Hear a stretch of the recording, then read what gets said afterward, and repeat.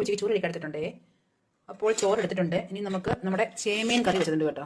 അപ്പോൾ അത് എടുക്കുകയാണേ. കുറച്ച് ചാറ് നമുക്ക് ചോറിനകത്തേക്ക് ഒഴിച്ചു കൊടുക്കാം. വേണ്ടി ഒരു കഷ്ണം ചേമീൻ വറുത്തെടുത്തിട്ടുണ്ടേ. ഇനിയുള്ളത് നമ്മുടെ മുരിങ്ങയില, മുരിങ്ങപ്പൂ തോരൻ വെച്ചതാണേ. പിന്നുള്ളത് നമ്മുടെ ചീമപ്പുളി അച്ചാറിട്ടത്.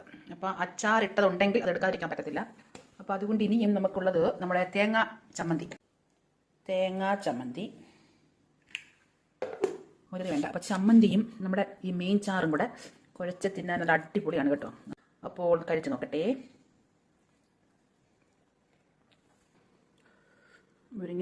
മുരിങ്ങപ്പൂ തോരന്, കുറച്ച് അച്ചാറ്.